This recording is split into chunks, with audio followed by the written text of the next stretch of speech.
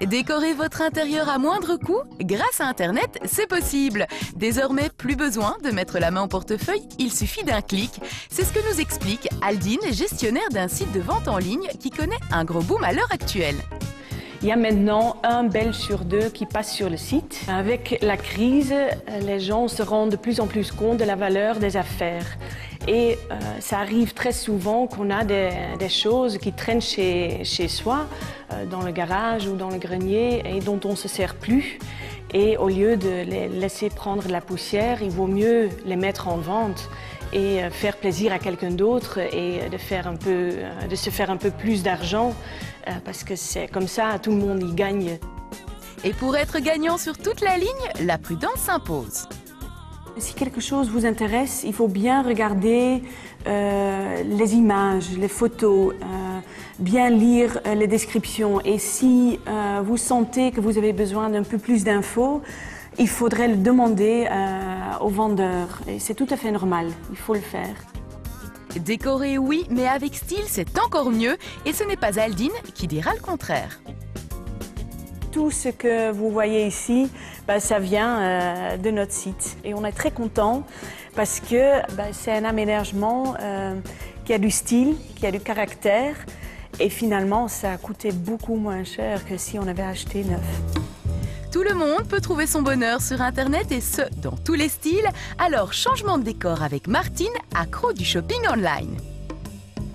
J'ai 3 sites de prédilection pour chercher mes objets, seconde main, eBay et Capaza. Je dois avouer que j'y vais carrément tous les jours. J'y trouve des objets que je remanie pour les revendre ou que je conserve pour moi.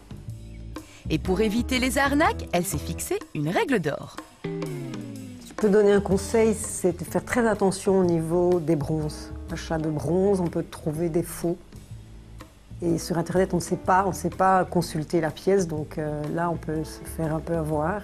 Mais quelles sont donc les dernières bonnes affaires dénichées par Martine? Au hasard de mes recherches, je suis un jour tombée sur ce pied de lampe, qui n'était pas cher du tout. Je l'ai acheté. Ensuite, j'ai fait faire un abat-jour qui a coûté nettement plus cher, mais la finition de l'objet maintenant me plaît. J'ai aussi trouvé cette petite table, art déco, bon compromis entre l'ancien et le nouveau, et voilà, ça fait un petit ensemble. Dans la recherche sur Internet, ce qui me plaît, c'est le hasard, parce que je vais avoir un coup de cœur, c'est tout.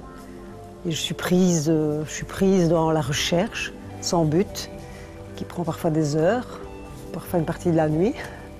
Et puis je ne trouve pas, mais c'est un plaisir, tout simplement. Et quand elle achète, elle règle uniquement en liquide. En effet, Martine reste très prudente à l'égard du paiement par carte et plus particulièrement de l'achat à l'étranger. Lors de mes recherches, je suis déjà tombée sur des sites français, mais j'ai trouvé des choses, mais je n'ai jamais osé acheter parce que je suis méfiante et que je préfère payer en liquide sur place à l'acheteur.